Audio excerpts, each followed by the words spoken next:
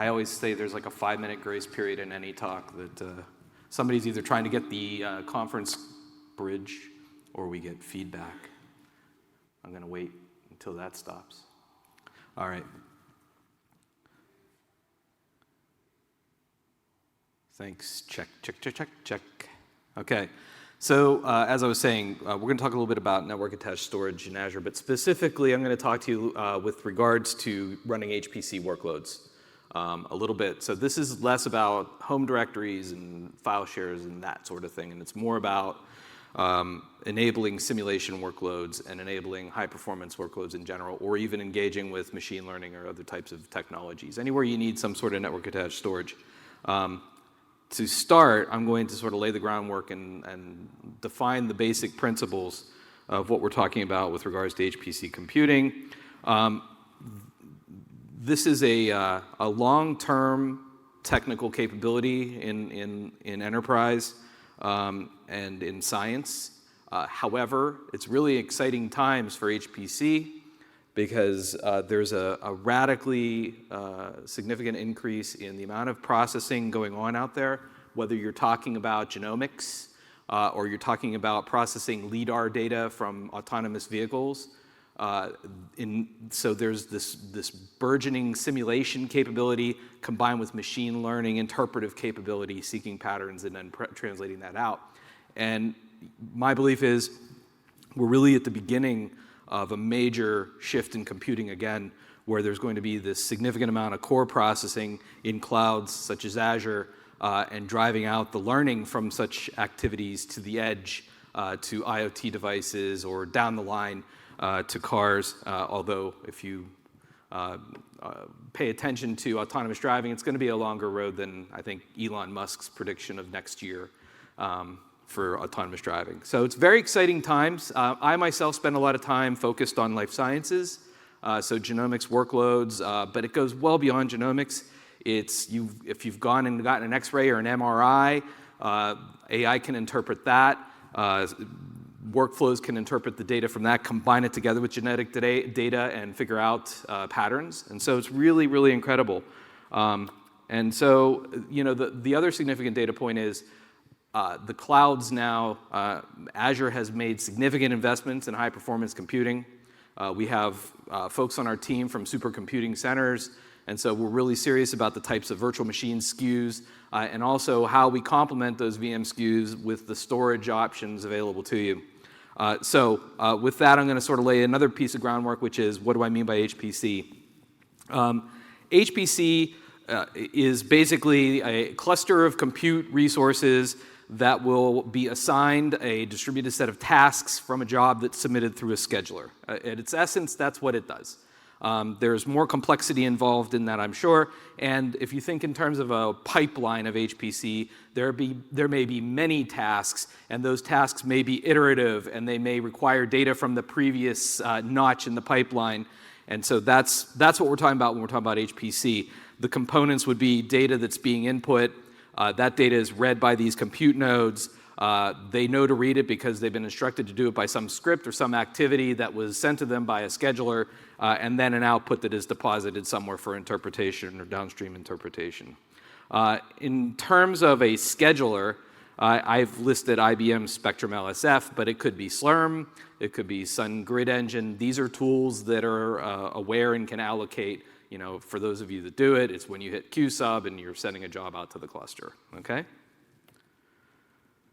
The reason I put this in here, by the way, is by contrast, so this is a general HPC architecture.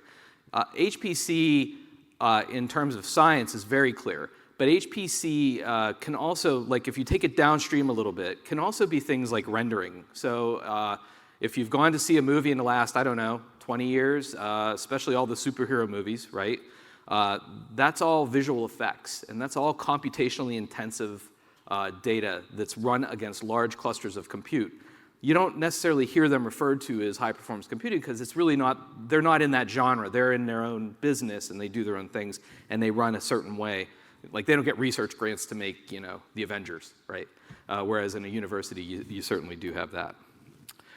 When you talk about designing HPC in Azure, there's all of this activity. So it's not just the storage piece, it's all of this. And we've spent a lot of time in Microsoft working with researchers at universities and IT groups and also in the commercial sector and pharmaceuticals and other places about putting all of this together. So what does this all represent? This all represents what has been built up in your data center today and has been there for years, I'm sure. And now you have to figure out, how do I take all of this and put this into the cloud and make practical use of it? And frankly, even, why do I do that? Is there a compelling reason to do that? I would argue yes. I know I have a little bit of a bias, but the amount of data, the amount of processing, the amount of activity is exceeding the current capabilities of on-premise IT unless you've got really good budget and can grow fast and furiously and you've got lots of space and nobody's getting in your way. Otherwise, you're going to run into headwinds, and that's where the cloud really becomes a force multiplier for these HPC jobs. But it's not just storage. It's putting all of this together and understanding, what do I want to deliver? Do I want to move my entire HPC cluster into the cloud? I mean, if I have an HPC cluster and I've already spent money and it's still depreciating, I'm probably not going to be compelled to do that. But if I have less capacity than I have demand, I can start thinking in terms of a cloud bursting scenario where I run a cluster on demand in the cloud. Then it becomes a different challenge. What kind of compute? So a lot of the time when we work with customers in this space, one of the places they spend a great deal of time, for good reason, is in the selection of the VM that they want to use. Azure has fantastic SKUs for virtual machines in the HPC space. But it always goes beyond just picking the VM SKU and then arguing about the price. It comes down to, well, what do I want to put on this VM SKU? How do I design my image? How do I deploy the image? Do I want to use containers? Do I not want to use containers? And so on. And then also, the one that really takes the most time would be, and how do I network this to what I need to network it to, right? And that's certainly, Azure has a very robust express route capability that allows, it actually has more options. I've learned here at Ignite this week, it even has more options than I realized. So it's a very flexible connectivity into Azure Cloud. Selecting your scheduler. So if you have an HPC cluster today and you're running SunGrid Engine, what do you want to run in the cloud? Do you need that to be aware of what's on-prem and coordinate between the schedulers? Do you need to orchestrate that? Are you comfortable using a net new scheduler? So we have Azure Batch, which is a fantastic in-cloud scheduler that will allow you to deploy VMs and run them. And then ultimately, and that's why we're here today, what kind of storage do I need? Where's all of my data? Am I putting some of my data in the cloud? Am I leaving some of the data on-prem? What's my strategy? And we'll go through some of the options that are available to you in that space. All right, so this is always a great slide because it highlights, even in storage, it's a little bit more complex than, putting a product in front of you and saying, and there you go, right? Because there's different aspects of storage in HPC. If you have a large enough cluster and you're running a scheduler like LSF, you have a significant amount of small file transactions and log updates that you have to make sure that there's something there that can handle the I/O of a streaming log and not create back pressure in your job assignments. You also then, on the other hand, have tools, tool chains, libraries that you might load. If it's genomics, you might want to load the reference genome into the cache. If it's, like I said, visual effects for a movie, everything's based on assets like leaves, trees, superheroes, that kind of stuff, right? That may be what you want to load in there. But the I/O pattern, the access pattern, is radically different than what you would use for your scheduler streaming data, right? And so you need to plan for that. Scratch space for intermediate writes. So I load my tools up. The I/O pattern suggests I want to load very quickly. I want to stream that data into the cache and provide that to all of the nodes in the compute cluster. On the other hand, scratch space is my nodes are done with some work and they need to put it somewhere for somebody else to then pick up in the cluster and process that data. So it's a lot of read-write I/O of indeterminate size. And again, you have to be careful of throughput and latency issues when you do that because it could create back pressure in your job.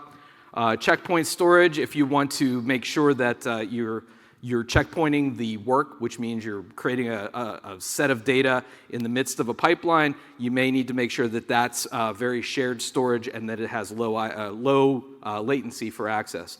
And then ultimately, the source data and the results. So everything that you do in HPC is going to be based on something. If you're talking about, I have listed up here genomics or oil and gas or media, it could also be financial services. Maybe I'm doing Monte Carlo simulations against some pricing data for a set of stocks to determine the sensitivity. That's a particular type of data. You get it from a particular source. You load it at a particular rate. And then your results. The results could be a subset of the overall source of data. It usually is. But it has to be placed somewhere that it can be then subsequently accessed. And then lastly, an archive tier. So how many in the room have maybe a petabyte of data at least? All right, somebody raised their hand, that's good. So I mean, you got to put that petabyte somewhere. When you're done running a job, that's great, but depending on what field you're in, like if you're in research, a researcher could come out of the woodwork and say, you know what, I have a research project that requires me to query every piece of data that we've ever created for whatever. And so you have to have it somewhere that it's low cost, but also then able to be pulled up and accessed on demand, okay? And yes, Azure has all these to some extent. So what kind of drivers? And I sort of articulated that in the last slide of like all these different behaviors and expectations, but what are the drivers of storage choices? So you have the obvious one, which is, you know, performance. Can I get the data fast? Can I write the data fast? But it's also scale. Can my HPC cluster hit the storage at force and get the data that it needs without creating, I keep referring to back pressure, that's, you know, gradual slowness of access builds up across your HPC cluster over time and creates slowness in the job. Depending on what field you're in, that can be an acceptable risk, but it can also be a major problem. Latency, so being able to access data depending on where you have it located today. You know, you want it in the milliseconds for certain jobs. If it's going across a wide area network, you're looking at 30 milliseconds greater. How do you mitigate that? How do you plan that into your job? And then ultimately, job runtime. So you take the first three, the sizes and the quantity of the files, the rate of access that you need, and the scale of access, and the latency, and you have to stack that up against what's the expectation for the job runtime. And what I mean by that is the difference between a casual researcher running some analytics and the vice president of your organization saying, I would like to have those results tomorrow, please, right? So there's radically different dynamics involved in that. And you may have to prioritize access of storage for that. The access methods. So I've listed out local. So I create an HPC cluster of many VMs, and I put disks on all the VMs, and I run my jobs, and everything's fine. If that's an acceptable access pattern for your environment, that's good. Shared NAS. So the data is consistently changing, or I have location issues with where the data is that makes it a little less practical to copy the data every VM. And so I may want to share it in that way. Blob, the driver for considering blob here is that archive tier and the hierarchical management that you can do with blob. Basically, you create the concept of a data estate where you have a very deep and vast blob environment, and then you tier up what you need and grant access, and I'll get into that in a couple of minutes here. And then ultimately, things like fault tolerance and multi-source. So is all of my data in one location? Is some of my data in my NAS, but some of the data is reference data that I'm retrieving from some public site, et cetera? And then protocol, what type of access patterns do you have? And by the way, this is when I go to a customer and I talk to them, these are the types of questions that we get into, because there's not yet a Swiss Army storage solution that does everything in all dimensions, right? There's storage that does this and storage that does that. And so things like what type of protocol access do I need? Is it SMB? I'll give you an example. In oil and gas, right? So the reservoir simulation, the scientists will have desktops that are based on Windows and are going to do their visualization and viewing the results. But the processing of the data is typically going to be done in NFS, in an NFS environment, or even in a parallel file system like a Lustre or something like that. You could also see that in things like fluid dynamic workloads. And then ultimately the cost. Usually, I think a lot of times when I get into discussions early, you can invert this list and you start at the cost and work your way back. But it's really all of this, and you put this together to come up with the different types of storage that you have available to you. So what does Azure have? Azure has a wide variety of options for you to choose from. Azure is highly invested in this space and is continuously evolving each one of these offers. I myself am a program manager. I own a product called HPC Cache, and I'll tell you a little bit about that in coming slides. But it's a continuously evolving, expanding area for Azure. And so you can pick from all of these. You can pick disks, and I'll get into that. Network attached storage, parallel file system. So right now today we do partner with Cray, and we also offer you the ability to go to our marketplace, and DDN has a offer up there, and you can roll your own Lustre, or you can roll your own BGFS or GPFS environment, and then Blob. Or, as I highlighted in this slide over here, you probably need some combination, if not all of these, to accomplish what it is that you want to do. Okay? So disks. We have standard disks, but I cut out the two that matter for HPC in terms of I/O and performance expectations. We have a fantastic, I'm sure you've heard it referred to as the fastest disks on the planet today, the Ultra SSD. These are highly effective, especially if you have RDBMS type transactional data. If you're using SAP or that type of thing, they're just fantastic for that. They also now are shared, so you can do some amount of sharing across virtual machines. And you can see the IOPS and bandwidth speak for themselves. And the nice thing about the Ultra SSD is that is a dialable setting, so you can have the bandwidth that you want and the IOPS that you want on demand, as well as the size, of course. And then Premium SSD. So Premium SSD is going to give you a fairly high bandwidth, fairly high IOPS solution. You can put multiples of these disks on virtual machines and grant access to that. Now, when would you use these? These are things that, and I'm going to talk a little bit about like where do you apply what. Premium disks, Ultra SSDs, those are very useful when things like persistence is desirable for your workload.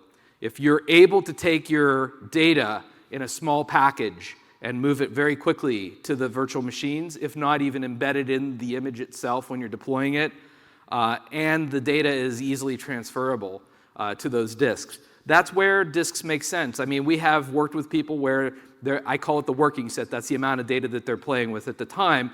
If it's like, a few gig of data that they're running, and that might be something I mentioned, financial services, that might be a set of time series data. It's fairly small and malleable.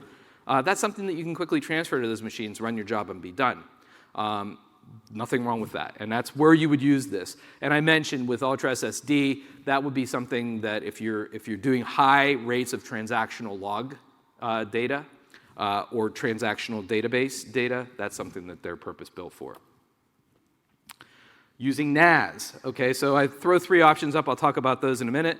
This is where the shared storage is required. I have a central location for the data. The data is larger than is practical for copying to a bunch of machines. It doesn't really make sense. The deployment is fairly low in terms of complexity. Also important, I need to potentially change or modify data along the pipeline, and so having it on the local disks is not practicable at that point. And also, I have a build-out of an environment today that's NAS-based. And so if I want to have continuity in the cloud for the time being while I determine what my true strategies are down the line, then I can easily present a NAS to the compute cluster in Azure Compute. And I have three listed here. Azure HPC Cache. Yeah, I put it on the top, but I mean, it doesn't matter. It's my product. Azure NetApp Files. If you've heard about Azure NetApp Files, it's NetApp in Azure Cloud. It's really literally that. And then rolling your own Ubuntu. The one that I don't have on the slide here would be Azure Premium Files. If you've seen references to that, the intention for Azure Premium Files is to provide a file share, but at higher IOPS and bandwidth than the other file offerings, and that is designed for HPC. You can also build out a parallel file system. We do have customers today that will simply build out their own Lustre, put a metadata server, put some control servers in there, and be done. They can use Lustre or BGFS. If you have a complex and large enough environment and you want to use Cray Cluster Store, it is their product deployed in bare metal in the Azure data centers. And so you can go from a very small Lustre environment up to a scale-out, oil and gas seismic workload in Azure, and we offer you the ability to do that. And also we have, I should mention this as well, I said that we hired a bunch of people in the field that are very strong. A lot of the PMs are from HPC, and so there's a very engaged team. So it even goes beyond just, we have all these products. It's we have the people as well that can help you figure out what the right tools are to use for the job. Blob. So Blob itself, I'm trying to pick my words here a little bit. So Blob is the center of gravity for all data in Azure at the end of the day. So if you want to put petabytes of data somewhere, a good place to put it in Azure is Blob, right? It gives you all the advantages of HSM, management of tiering of the data. It gives you different price points and tolerance for price, depending on where you want to put that data and how much you're willing to pay for it. As of last year, when we introduced premium block blob and high throughput block blob, our IOPS and our latencies are much, they're highly competitive and can handle things. However, there are some caveats to it. One of the main ones, which we're going to be addressing is, and this has been indicative of all object storage out there for a time, is it's a great concept, it's lower cost, it gives me this distributed access, but I have to rework my applications, or I have to pay a different price, which is I have a translation layer in the middle of it. And so if you have a workflow that you're able to do pure REST and talk directly to Blob, use it, it's fine. And if you have greater storage requirements, so because Blob is the center of gravity for all storage in Azure, it means that it can access and be accessed by the whole plethora of Azure options, whether you want to do Azure Functions or ML, or if you want to just run on-demand compute jobs, or you have some higher order analytic workload that you want to plug some data into, it really is the place to go. And there's some excitement about this. I'm going to just skip the scalability because these are things that you can go on Azure's website and pull down and understand yourself. This is what's exciting. So how many of you have heard of ADLS Gen 2 for Azure? No? Okay. This is awesome because one of the things that Azure recognized early on, and I myself have seen time and time again with customers, is they love the idea of cheap, deep storage that has, geographic redundancies and zone redundancies and the ability to move data. However, the vast majority of their applications consume data based on file. Whether you're talking about NFS or you're talking about SMB, or you're talking even about a Hadoop cluster trying to run HDFS, right? And so there's been this natural tension in the market for years about, I want the blob, I want the object, I want to be able to use all my applications. I'm not going into the cloud fast enough because, well, you're saying I have to rewrite everything.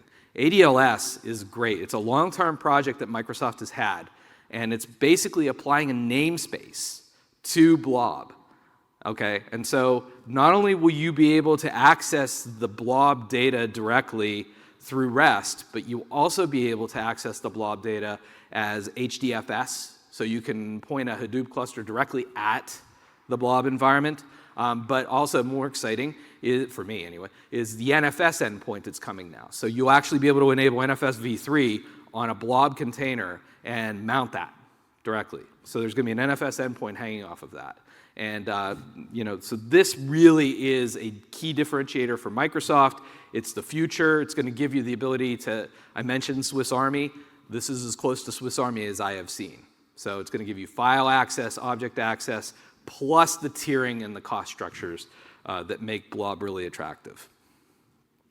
Okay, so now we'll talk a little bit about the NAS options. There are three that I highlight here. Roll your own. So this is if you want to build a Ubuntu server and run nfs-kernel-server, go, and that's available to you. And typically where we recommend that you look at something like that is maybe you're doing some functional testing. Small cluster, you're not really worried about performance, you're just trying to work through the concepts. This is great for you. I mean, if you really want to, you can put an NFS server on a really big VM and run an NFS service. That's fine. And you have that capability. The downside of that is you then have to care and feed for that service. If you have any need for any sort of redundancy or availability, that means you're going to have to sort of dive into the concept of creating a redundant NFS environment, which means then you have to add a database onto the back end of your server. It gets complicated fast, right? But if for basic testing and functional environments, rolling your own is fine, and we have everything that you need to do that with. Azure NetApp Files. The thing about Azure NetApp Files that's interesting is it is, again, NetApp, which means anywhere you've ever thought of NetApp being applied, you can apply Azure NetApp Files. You're able to do 100 TB volumes and get really decent performance. You see it's there up to 6.5 gigabytes per second for volume, right? In the case of HPC, where we've seen really good applicability for Azure NetApp Files is if your workload is heavily oriented towards writes, especially small writes. So if you have, 1,000,001K files, because it is literally, I picture a crane dropping the NetApp into the data center and turning it on. Well, it is. It's the NVRAMs on there, the shared subsystem of a NetApp environment. That's why you get really good performance on the small file workloads. Okay, so it's very strong in that way. HPC cache is a little bit of a different beast. It's a cache, but it also has some file system capabilities. Where you would use HPC cache is on a situation where you're running a compute cluster in Azure. You have not yet committed to a data strategy because politics, because whatever. But you want to put some data into compute to run some jobs. Okay? And I'm going to stop there because I have a few slides that really outline that for you. But these are sort of your different options. You can see that you can get anywhere from 2 gigabytes per second to 8 gigabytes per second for the HPC cache. You have the 6.5 gigabytes per second read-write for the ANF environment. I will tell you you can make combinations of those, and I'm going to show you some of those architectures as well. All right. So I've said enough about this, but I will just reiterate, the nice thing about this is you can go into the Azure portal with Azure NetApp Files, create a volume, mount the volume, and it's as simple as that. The Azure NetApp Files team is continuously adding features as well, but it is essentially Azure. It is essentially NetApp running there. Okay, so now let's talk about some other concerns in HPC. The dreaded hotspotting.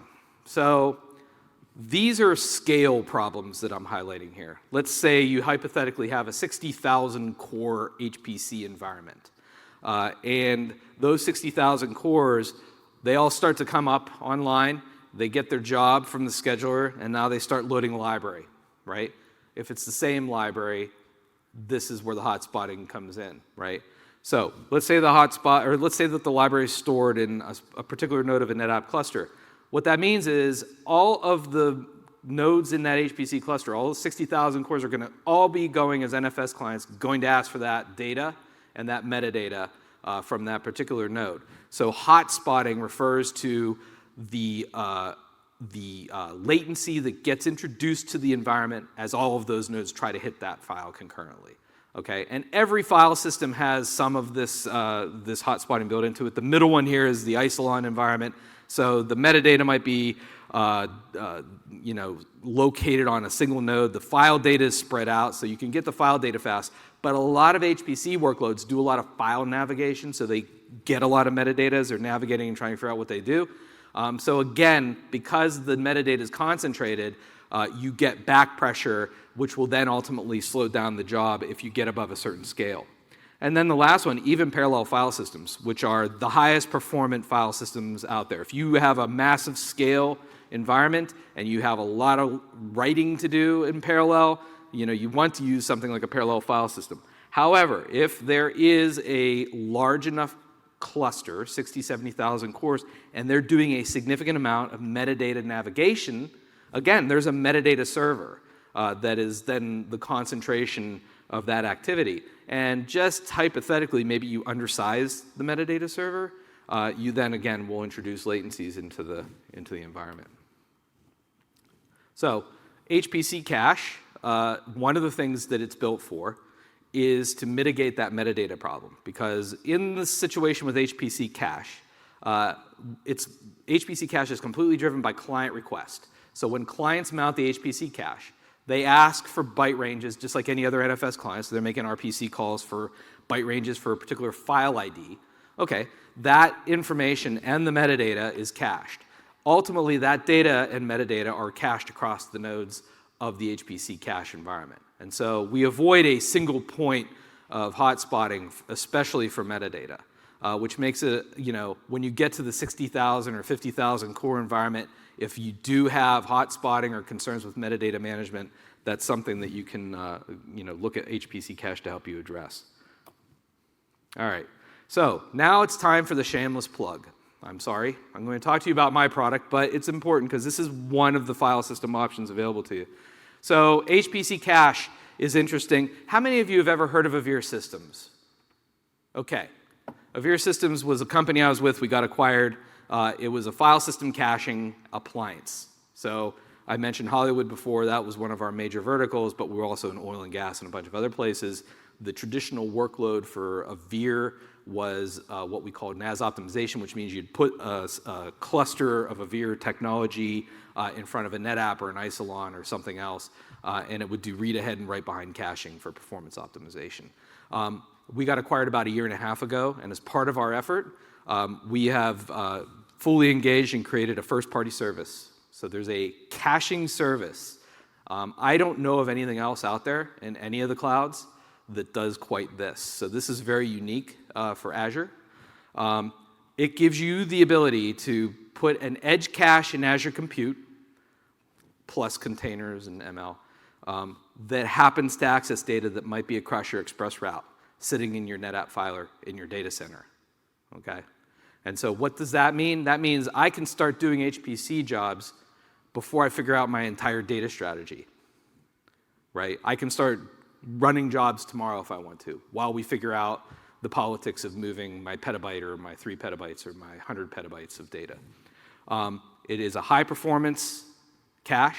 It has multiple mount points that are provided to the clients, so you have the ability to scale out to thousands of clusters or thousands of cores in your HPC cluster. One of the main things that it does is it helps to mitigate any latency issues. So as those clients are coming up and asking for data, that data is cached in memory. That data is also cached on fast disk, and then subsequent requests for that data are served by the cache instead of having to reach across the wide area network link. Typical HPC job might hit the same data 500 times if you get to a large enough environment. And so the fewer times you have to cross any sort of latency boundary, the better. Scale, we have run HPC cache in some instantiation against tens of thousands of cores. So you can run it against 1,000 cores. You can run it against 60,000 cores. There's different SKUs that you can choose from that will give you that ability.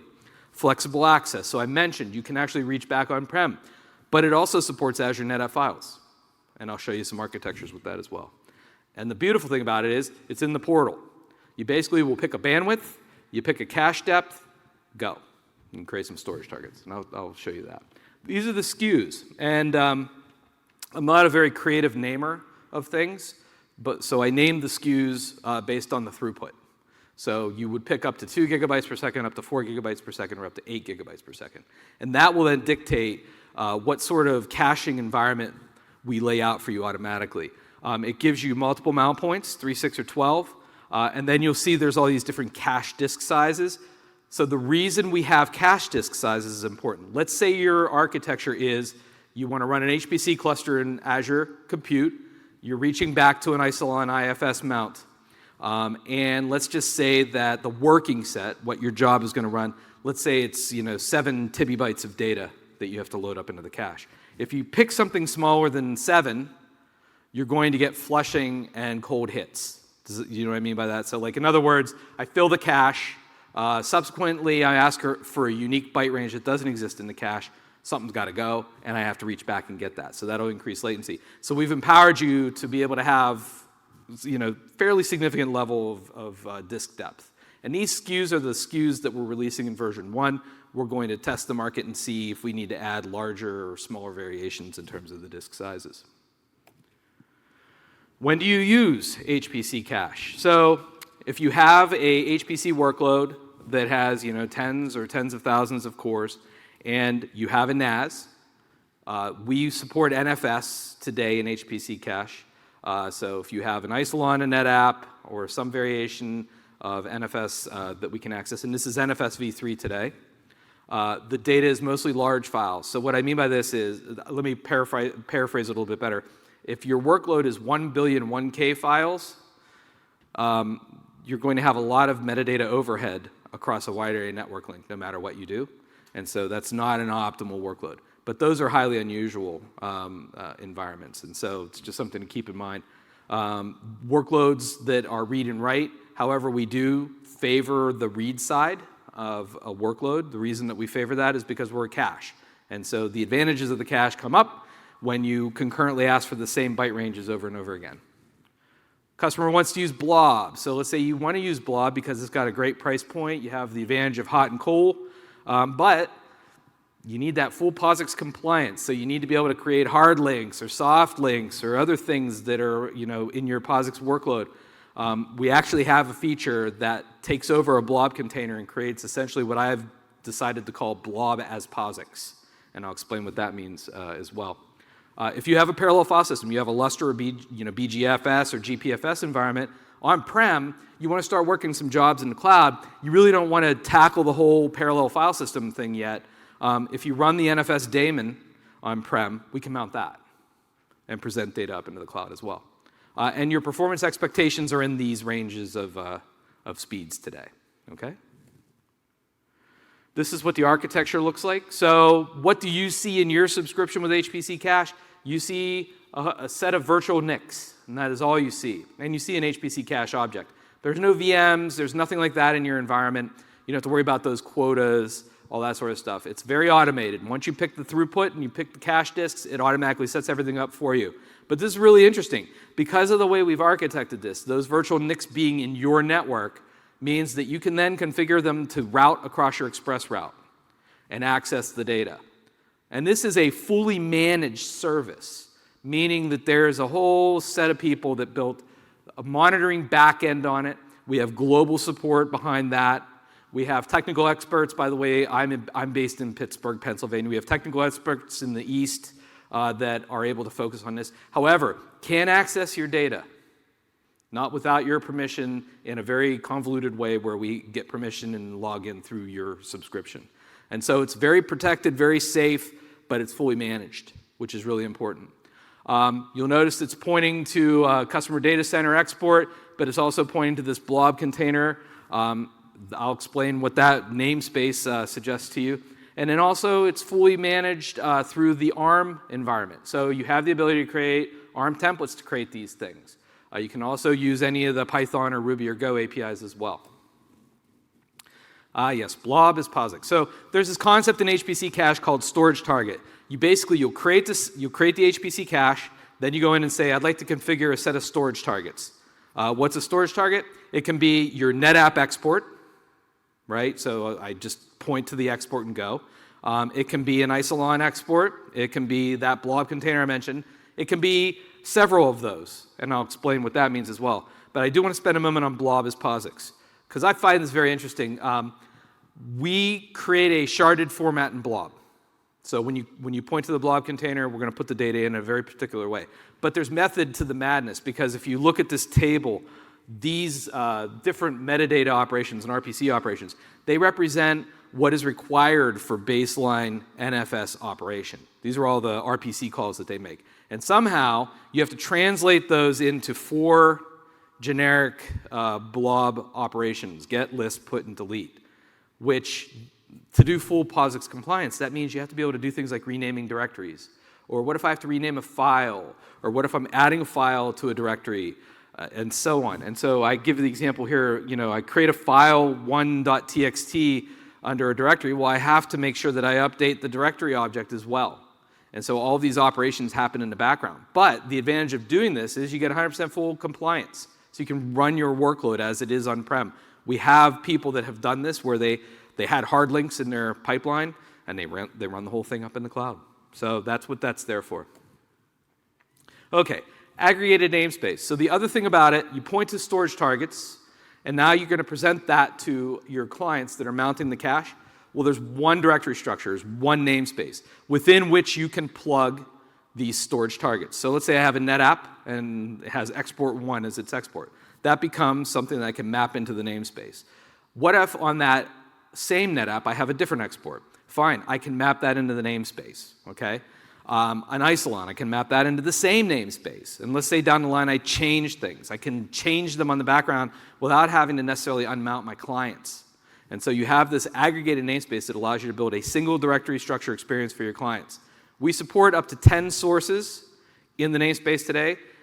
Those sources can also then they can have their own additional exports. Those don't count against the 10. So you can create a fairly deep and broad namespace out of this. And you can also then plug in that blob as POSIX environment, or more than one. Client access is pretty straightforward. First of all, what do I mean by clients? Virtual machines, containers, anything that can mount an NFS mount point. That is a client. How many clients does it support? That's another question we always get asked. And I finally gave up after a few years of learning there's no secret answer to that. It depends on the workload and what those clients are doing. What we would say is if you have, the optimal workload is thousands of clients accessing cacheable data.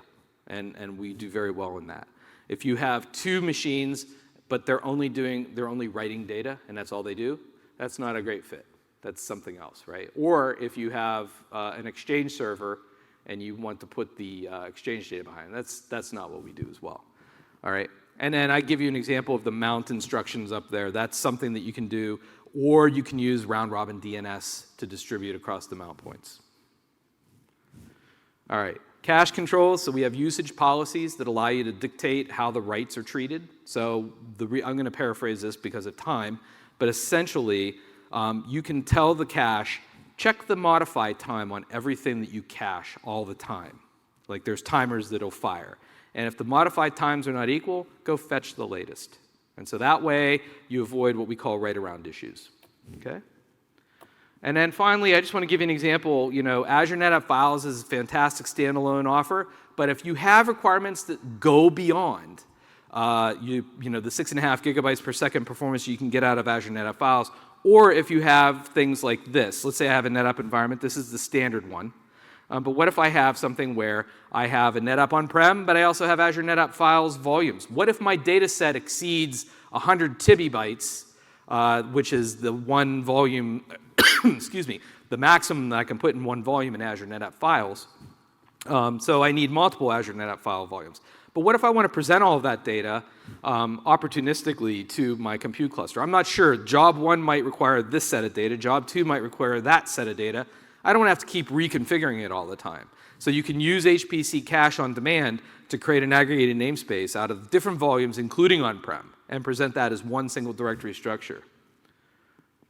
And here's another example of that where I have multiple maxed out Azure NetApp File volumes being presented as a single directory structure to the HPC cluster.